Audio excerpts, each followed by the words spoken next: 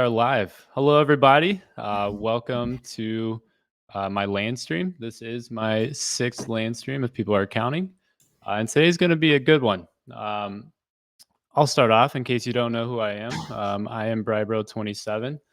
I've been a Splinterlands player for about almost over a year now, since last summer, June. I've actually been a team member with Splinterlands as well for almost a year. Started off as a support member, currently working in the QA engineering role. You may be asking, if you're new to this stream, I just want to welcome you.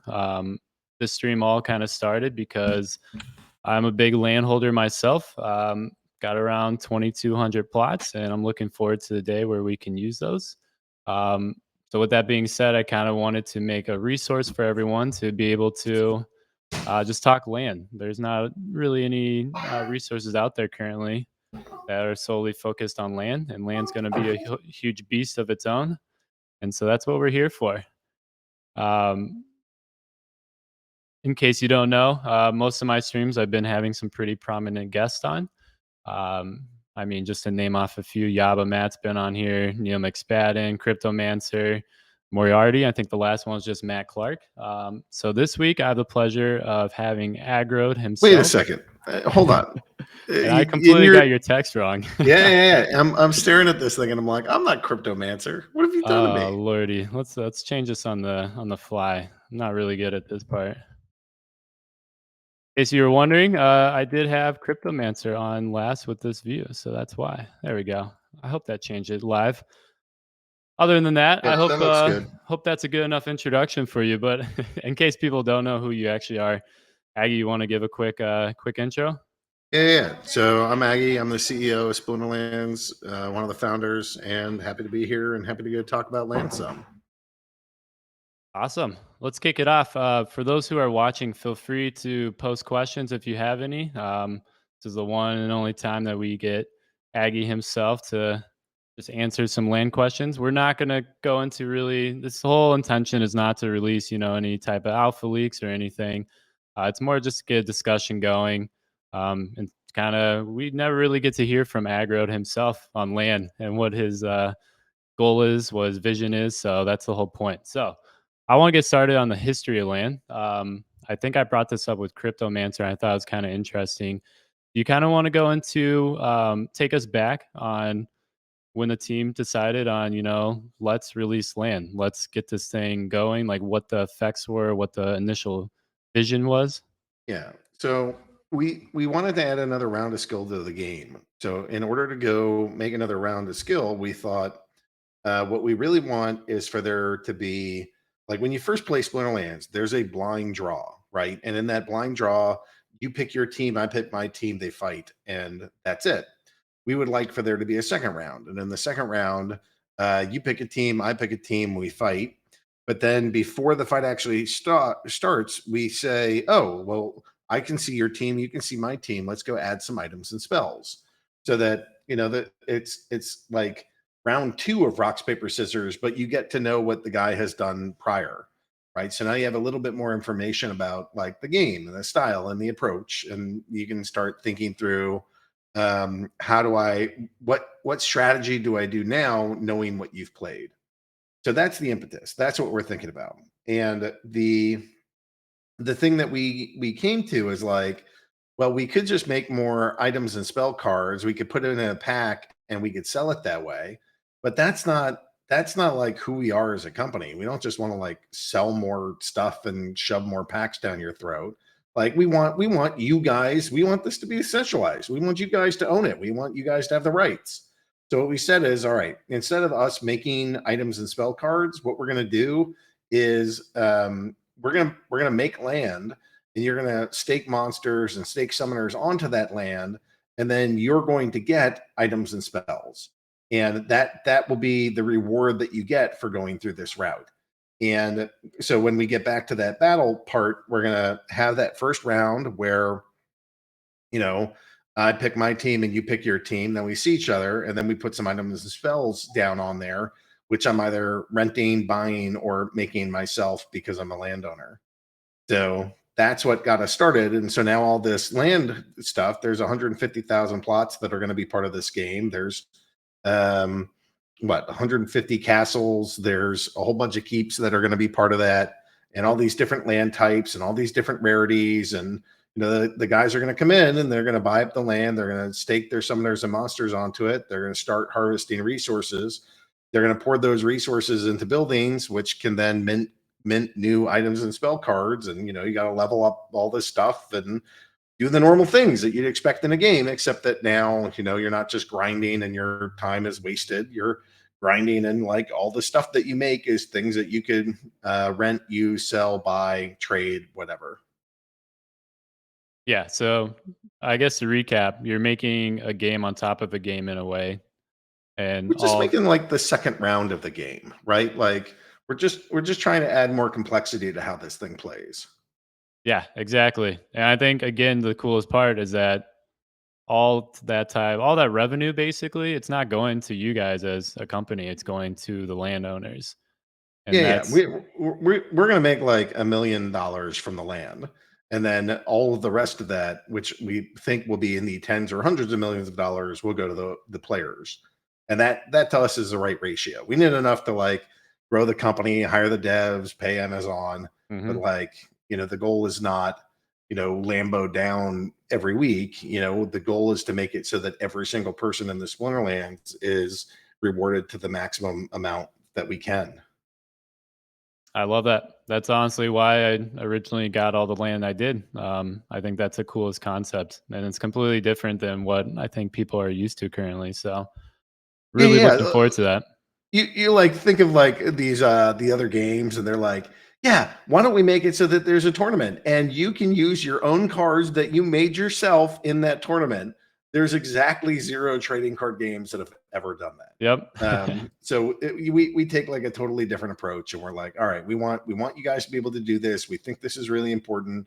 We think that it's critical, and we think it's totally novel. There's no games make money by selling you cards that you consume, and we're like, well, why don't we sell you cards once and then you can mint things with them forever. Let's see how that Yep. goes.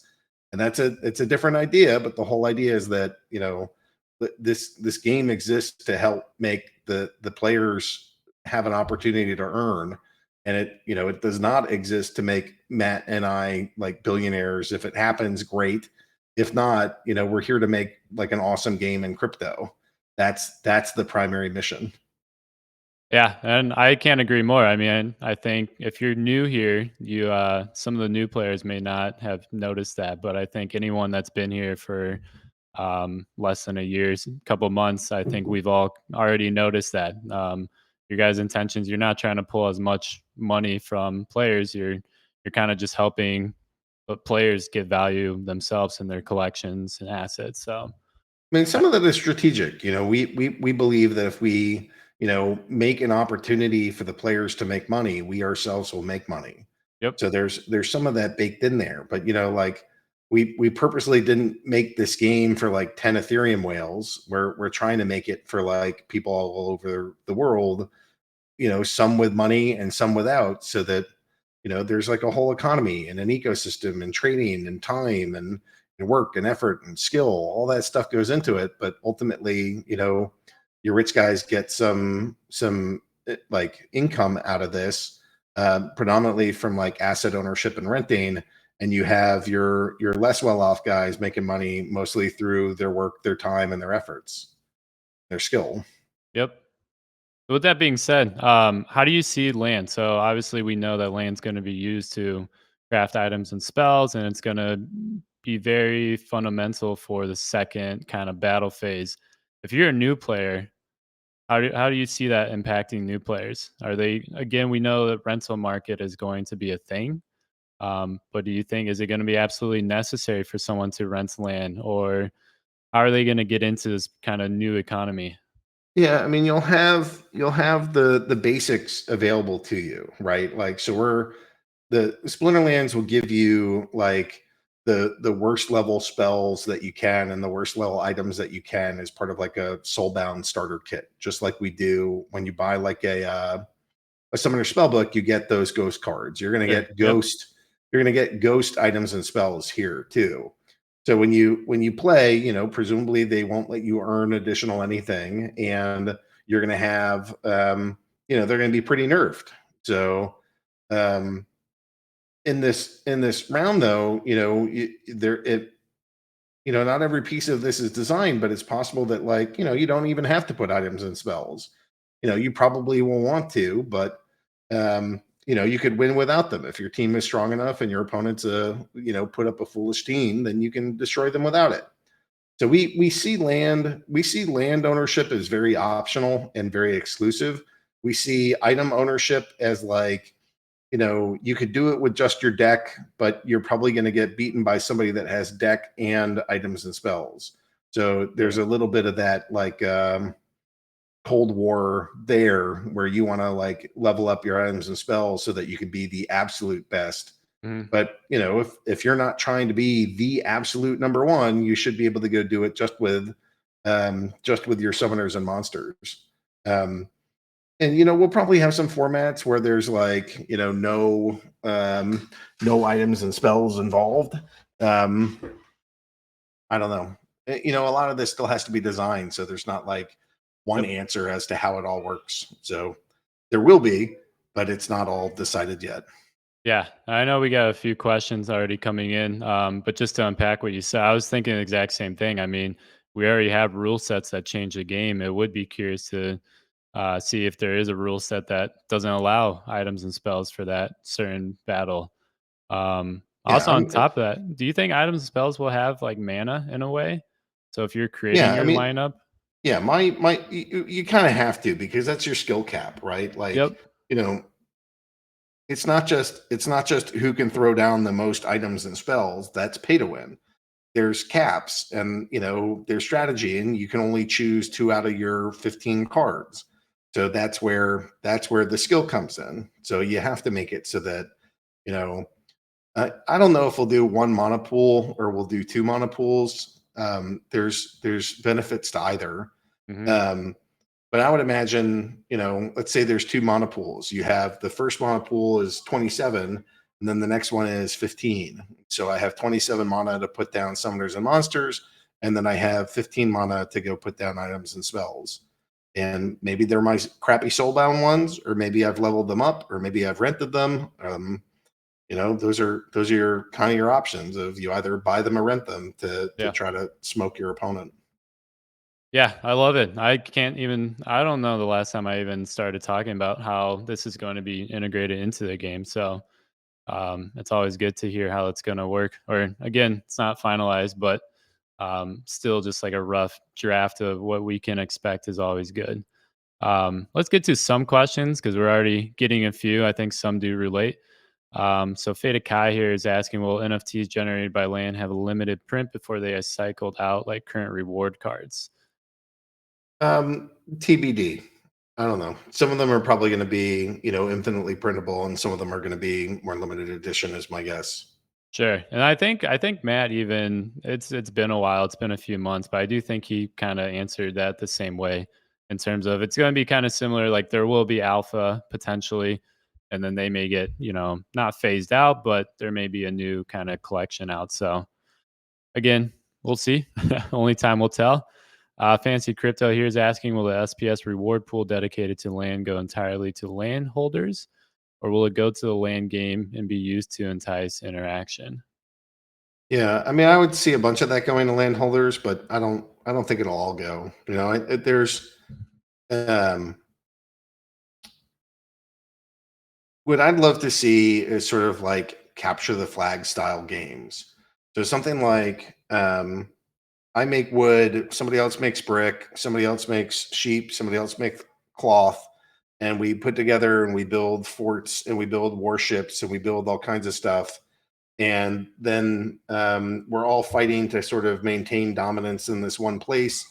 Depending on our performance every season, SPS gets awarded to us. And so it's basically converting resources that have been compiled out of land into consumable objects that we use to fight, which are then converted into SPS. And and then presumably you get some, like, limited edition drops where, like, oh, I want to upgrade my castle, but I can't until I've won 5 of these golden nuggets. And only after I get the 5 golden nuggets can I increase my castle level. So there's like an incentive to keep playing these things too. Beyond just like a little bit of SPS, you can't fight for the next thing until you've leveled. So I see stuff like that happening where, does the SBS go directly to the landowner? No, it goes to the person that bought the resources, fought, and won that conquest. But in order to do it, they had to go farm that land, and they had to go purchase farmed resources and building materials from others. So it went to the winner, but a lot of the payments went to the community along the way. Sure. I think that's an interesting take. Also sounds like that could just be an SPS proposal as well. I mean, that's kind of the new thing, and I don't know if that's what the team may look into, but I'm sure there's a lot of different opinions people may have, and you never know what could end up with that. Getting a lot of questions. So I don't want to take too much time, but we'll kind of just scurry through a We few get like more. 10 more minutes, so let's go plow through what you got. And Yeah. All right. So we got how many plots with one minimum need to generate some revenue, taking into account that running a land will require some resources. yeah, one. I mean, all land plots are designed so that you can at least harvest the common resources on them. Yeah. So And with any that, I single one mean, of them. you will also be able to rent out land. That was a question too. If you can Yep. rent land, that Yep. is the intention. So even if you can't maximize your one plot, you still have that option just to have that passive income for rentals. Another ones I heard that we'll need some land to gather resources and also another land to store it. Yeah, we've gone back and forth on storage. I'm a big fan of building storage. Matt is less a fan. Some of that is like resource constraints. It's Yep. like, you know, is storage necessary for a V1? No, you just need, minting is necessary, or mining is necessary. Storage is not. So, and that also ties back into like, well, what do we want? How do we want trading to work for all this stuff? If you get Sparkstone, then what? How do I trade Sparkstone for SBS or DEC? Is it all on tribal decks and the liquidity pools? Is it all just for Hive through Hive Engine? Is it on Pancake Swap? Are all these things in game, which would be like the first things that we really allow for trading on that come from Hmm. the in-game anything? So some of that is still TBD. One of the functions of storage would be something like, how much how much do we allow you to contribute into the liquidity pool? Normally you just want everybody and their mother to put in as much as possible. It's sort of funny to think about, well, maybe we just have limited supplies, and that's all that you can put in here. So that's an option, but again, this is like a theoretical conversation rather than Sure. this is 100% what we're going to do. Yeah, and I'll say if people haven't tuned in, I think my conversation with Moriarty, we talked about that too. And I think one of the cool things that we just thought would be possible idea is just have a new guild building that is specifically for storage. Um, Yep. Again, Yeah, I'm not I'm not opposed. I like storage. Any kind of building type is, I'm imagining that each plot can only have one building or resource mine on it. okay, So, if you want storage, you need a plot for that. And if you want to mine, your forest and your wood, you need a plot for that. And that's some of how I envision this to start, is that like you don't have like, if you do, you have like really small storage on that plot. And it's not until you have like a maxed out storage yard that you can actually store, 30 days worth of, mined forest from a mega mine. So that's some of what I'm thinking, because I want to make sure that like, there's 150,000 plots. We got to make it tricky for everybody to build everything that they want within that. If it's just everybody builds a mine, that's less fun. Somebody's got to build the item manufacturing. Somebody's got to build the spell manufacturing. Maybe there are some tech buildings that are associated with that. So somebody has to build the tech building to let you build the mining building. There's all that sort of like standard tech tree stuff that we can sure. we can bake into this. Yeah, I kind of like that. Kind of don't because I just know this is going to turn into a full time job for me eventually. But I think that's exactly why I wanted to do the stream because strategies like that are gonna come out, and I think there's just it's gonna be a ton of content to cover once we get into the thick and thin of all that. Yeah, I mean, you guys. I mean, if you're a big landowner, you have to start thinking about like how many monsters do I have? You know, I got a big rental account, and even still, I'm not sure that I have enough for the two regions that I'm thinking about. So, so that gets tricky. You know, Yeah, like each summoner, you know, each plot. You know, again, it's not finalized, but each plot could contain something like 1 to 5 monsters. So um, there's 150,000 plots. Well, you know, that could be something like 900,000 max level monsters. And I got to tell you, the game, there's like enough for 3,000 players to have a max deck. So, you know, it gets pretty limited when you start thinking about all the combining metrics. So I know that the market seems pretty flooded with cards right now, but man, when land finally comes out and people start staking, there's definitely not enough for everyone. yeah. So that's a indication to start pushing and shoving, basically, because people aren't even. Don't forget the tower defense game. I mean, we know that there's gonna be card staking there too. Yep. Yeah. I But mean that one to me is like, you know, here's a not a miniature version, but you know, there's each one of these projects that we're going to roll out feeds into some other portion of what we want to get done. And so it's like, well, how does this work? And how do we build that? And, you know, maybe it's not the full staking model of land, but maybe it's partial. And that helps us, you know, roll out land and when we get down to it, because then we have other working examples. yeah, a lot to unpack, and fortunately, just not enough time or anything. But I think we're all looking forward to it. And let's just keep grinding through these questions while we can. Trifinex was asking basically, is there going to be travel time between plots, keeps, castles to buy and sell resources? I don't think in the V1, but I'd love to see it. You know, like Upland uses stuff like that when you're moving into one person's area versus another, you have to pay tolls and things. I could see that working here too. Got it. And that's what it'll make it hard once reveal happens because I'm still not sure if I want to reveal everything together, keep it all right next to each other, or if I want to spread it out. But if there is travel time, I mean, that is pushing me to keep everything together. On top of that, will PvE have raids to team up and harvest rewards and encourage guild social interaction? I know you mentioned boss fights. What is that? I think that's phase three, not minimum, but I think that's already kind of being thrown out there, right? Yeah, that's probably phase three. I mean, it's not on the Q1 roadmap, but I keep pushing. Like, I really want this thing to exist.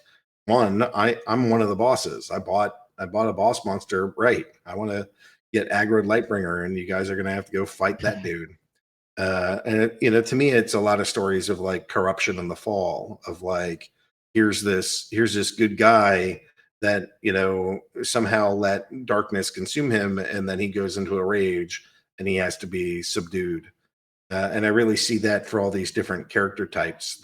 That's the story arc that, you know, started out okay, weren't balanced as people, and you know, had some inner rot or decay or problem, and now the players have to subdue them. That's what I'm envisioning. Do you think stuff like that? Do you think that's going to just be individual, or do you think it could possibly be some type of co-op? Yeah, I'd love to see raids and think through. You know, I Hmm. have a lot of World of Warcraft experience, so that's where my brain always goes: 10v10s, 40v40s. Sure. So, but you also need the 1v1s, right, where it's just like a boss fight. So, um, you know, ultimately we need all of these. And once we kind of have like a system in place, then I think we can get more of that done. Yep. That sounds cool. Bluett's asking. I know a lot of this is still probably not figured out, but any thoughts on possible functions of keeps and castles? Yeah, we want to keep them positive. So it's something like, you know, the keeps and castles might get a percentage of rewards, but and then also like depending on how boosted they are, they can increase rewards of like harvesting and mining. So like if you have a high level castle, everybody in that region can get resources faster. So you might take 1%, but you could also imagine that the whole region is now 2% faster. So you're kind of splitting it with the castle owner or the keep owner. The keep kind of that might apply to just 100 plots, whereas your castle would apply to something like 1,000. So um, that's some of how we're thinking about that. We don't want to punish anybody. Punishment is bad. So like if you get some derelict, castle owner, we don't want that to punish everybody. But thinking through how can they benefit, you know, while everybody else is getting something too. Sure. And yeah, I think past streams we've discussed too what happens if someone neglects upgrading a keep and castle. Obviously, that's going to affect the value of those plots. And I'm sure you guys are going to build a way to just not let that happen. Maybe have like a community um, donation type of thing. So let's keep it going. Will the landowners be expected to construct buildings, or could the renters possibly construct buildings on the land? I know that's been a frequent conversation in the Discord channel. Yeah, I think it's mostly up to the landowners, but well, that's pretty far off. So I don't know. Yeah, that's fair. Again, I think just to go back, I mean, yeah, the phase one is going to be very minimum. Not going to say minimum functionality, but it's just going to be the basics. Even just to be clear, too, I think once we have phase one and phase two out, we're not. I don't think the team's going to just wait to release new enhancements until phase three. I think it's just going to be a reiterating process of just constant updates. So I think stuff like that could just be continuously built in as time Yep. goes on, because that's what you Yep. guys are currently doing. So I don't see why that's going to change at all. Yeah, I mean, if we're successful and keep getting more devs and more creatives, we'll put people on this to just keep pumping out more content. Yep, yep. I know. If I think we got two more questions, if that's okay. Yeah, let's hit two more and then I'll call it a day there. Perfect. So, if only one building is allowed on a plot and that plot is used for storage, how can we generate an income on that plot? Yeah, you would be storing somebody else's um like Sparkstone in it. So you would be getting paid for doing that service. Okay, that's a different take. So, you're going to be able to not only just be restricted to storing your own resources, but potentially offering that service of storing, I guess, others for obviously a fee. Yeah, that's what I'm imagining, but we'll see. To me, the whole point is I want you guys to be able to set up digital businesses in this digital land. So, it's not just, hey, I can do this for myself, because that's not a business. A business is when you can provide a good or service for somebody else. So, if you could have somebody that owns a region and can consumably get all the stuff that they need, or you get somebody that's got like 5 plots and they have to start working it out with other plebs and say, hey, you can do the storage and I can do the wood harvesting and you can do the grain, and we'll work together. We can get some sparkstone. Jimmy over here has this, and you start building it together as like a working collaborative. And that's like, that's where the business aspect comes from. So yeah, I want it to not just be for you. I want it to be, you can provide a good or service. Yeah. Okay. I like that. I don't think that's ever kind of been uh, perceived that way. And I think that changes a lot because that just opens up so many doors for just one landowner versus many others. Yeah. And I think that So opens the. my let me tell you my thought. So I played World of Warcraft. You would go into like a city and there'd be a bread breaker. And that bread breaker would have bread that you could buy that heals your character when you rest a little. And you can make your own bread, you could sell things to them. And my thought was like, what if every single one of these NPCs was like a real human? And maybe it would be botted, and you would, behind that human is actually some sort of bot. But Mhm. I'd love for there to be like storefront owners where you're running a shop, you're helping to build, maybe you do the transportation when that goes live. Maybe somebody else is a grain mogul or a sparkstone mogul. Maybe somebody does mining. Maybe somebody does all of it. but there's a whole bunch of goods and services that everybody gets to provide, and it's every landowner and everybody exploring the continent is engaging in business one way or another. That's awesome. Like I said, I think that changes a lot of things, and I think that would actually open the doors for just your little landowners and not just the big old people that have enough plots to be able to have their own marketplace or own just village of workers. So that's crazy. Looking forward to that. There was one more. I need to find it real quick. Where are we going? Are the company well positioned for the big land project? The funds from the land sale could be hard to do all that was promised. Yeah, I mean the company's okay. The bear market sucks. I'd prefer to be in a giant raging bull market. We're in a bear market. So, it's been hard because I'm not like constantly hiring new people. We went from 15 to 150 and we've been sitting around the 150 for a while. I would love to add more folks and I'd love to go bigger, but um, we need more revenue than what we're doing right now to justify that. So, we have some cash in the bank. We're building things, and we have some projects that are coming, and I think that lets us, have some more breathing room. My plan is to go hire more people, hire more devs, hire more creatives, and try to crank out more stuff faster. That's better. Yep. And if people aren't aware, I mean, this September is going to be a very packed month. There's a lot coming down the pipeline, and it's not really land related, but I think anything that gets released is going to have a positive impact on land. You can't just release land and have, not as many players playing anymore. Everything's just going to continue attracting more of a presence for Splinterlands, and that in the end is going to just make land that much better. Yep, that's a hope. Awesome. Uh, Aggie, I know I got uh, you a little over time, so I uh, just want to say thank you for coming on. I think everyone enjoyed hearing your thoughts and just getting just a real time open ideal session with you. So thank you very much. I appreciate it. Hopefully we can do this again. yeah. My pleasure. Thanks for hosting, Brad, bro. Shout out to Fighter for Freedom and Fat Jimmy, Luthien and Baron and all the folks. Blew it. Thanks for being here. Thanks for being awesome, and thanks for helping to push our game to the next level. I appreciate it. Yeah, thanks, Aggie. I will stick around just for a little bit for those who are still staying. So feel free if you guys still have questions, just ask. In the meantime, everyone wish Aggie a farewell. Thanks, guys. Bye. Let's see if I can transition.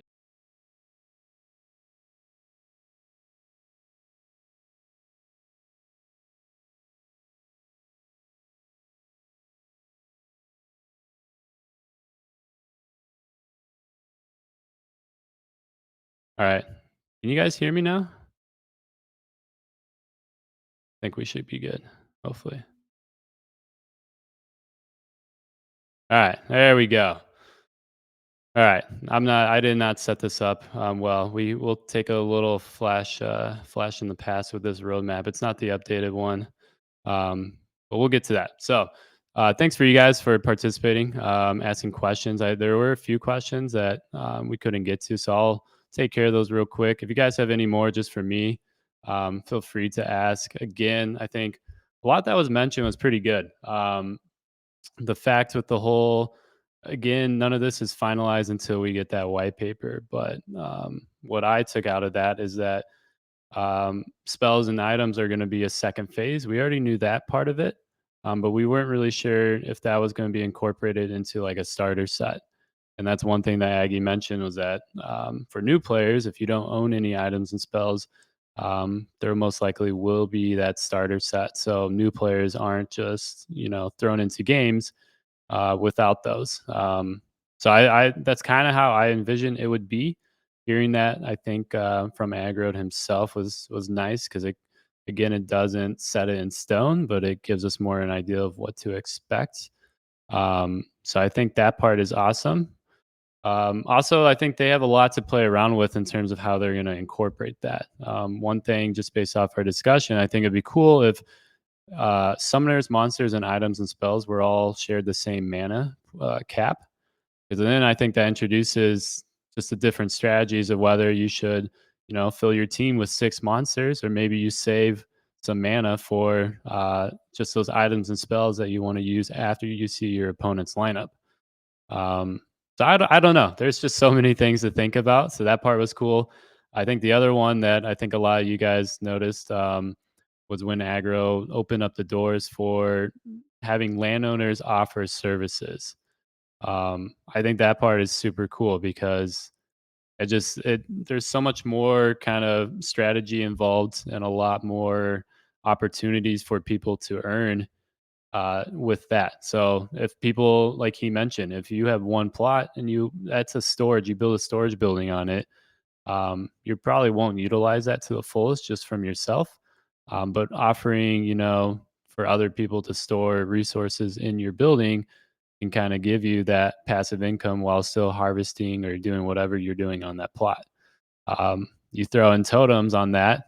I mean, uh, there's just going to be so many things added to that. So those were the two biggest takeaways. I hope you guys enjoyed what he mentioned too. I'm gonna scroll up just to see if there's any questions I missed. There's one from KYL3 Yup. Asking, you said each plot could be one type of building. There are 7 building types as per land expansion details. So is the ideal scenario owning 7 plots? I think that touches on exactly what I just mentioned. If there are services that other players can offer to other landowners, I don't think it's necessary. You won't need to have one of each building on your plot. If you have a storage building but you want to craft resources, there is a crafting building. You'll just be able to go through that service of someone else, and obviously it's going to be some type of fee. But I think you'll still have the opportunity to do everything else that a whole tract owner would be able to do if they have multiples of each buildings. It's going to be the same thing, but rather you're going to be going through someone else rather than yourself. So I love that idea. I don't know about you guys, but I think that's pretty cool. Um, Anything else here? Blewett, I'm right with you. I think phase one is going to be nutty. One thing that did come up today too was the whole totems. Half of the circulation is not yet released, and kind of still interested in when that second half is going to be rolled out. I think one thing, a lot of people just don't like RNG. So I think a lot of people are sitting on the sidelines currently until land reveal happens, and they may come in once people sell, specific type of plot, specific rarity.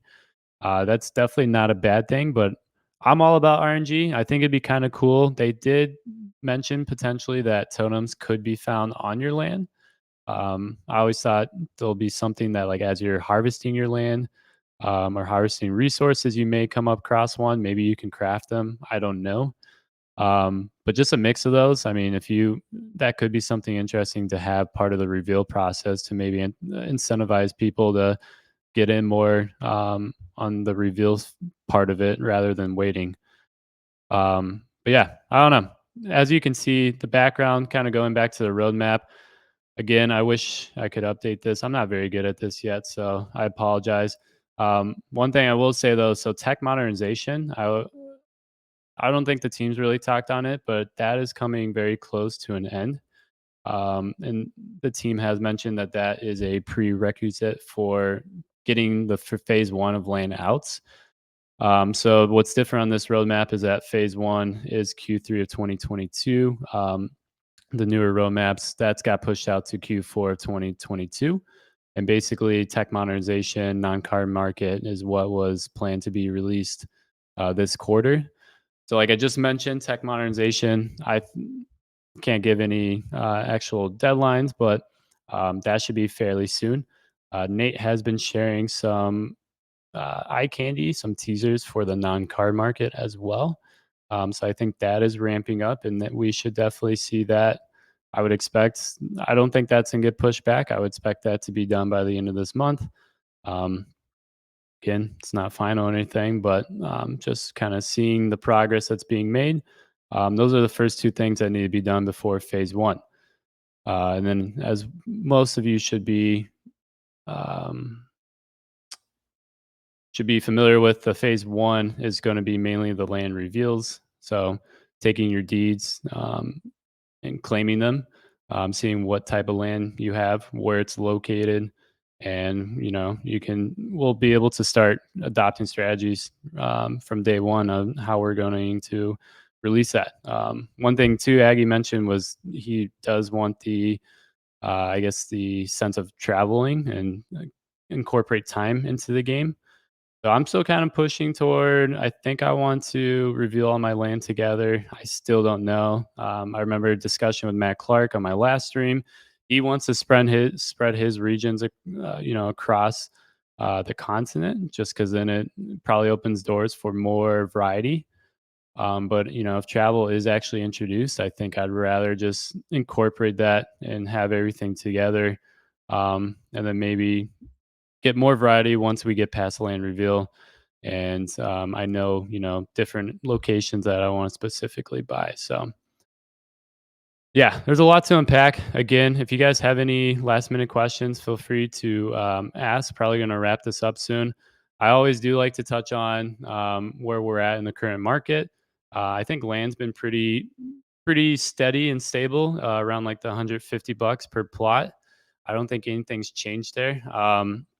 I will say, even with all hearing from Aggie, I mean, it's hard to keep this land hype up because with everything else that's currently going on right now, it's land's not really getting um, it's not getting the spotlight, and it's kind of, it makes sense though, because if you guys didn't pay attention to like the recent town hall, but we got the tower defense game. A lot of news is probably going to be dropped next town hall, which is next week Tuesday. You won't want to miss that. But between that, we got Rift Watchers just around the corner as well. SPS rewards for license holders, that's going to be coming out very soon. So when you compare all these different investment opportunities to land, I mean, I think land is kind of the last ones currently, because there's no return on it. Um, right now, the only return is potentially just flipping it for a higher price. Everything else, with investing in cards, you get rental income. Investing into licenses, you get those SPS rewards.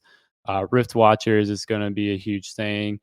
Tower defense, we don't really know how the economy is going to work for that and the earnings, but I guarantee you that that's going to be just as good as, I don't know, I can't say just as good as playing Splinterlands, but obviously they're not going to release something that's uh, not appealing for players to get into. So there's a lot to think about. I have not bought any plots myself recently. It's been a while actually.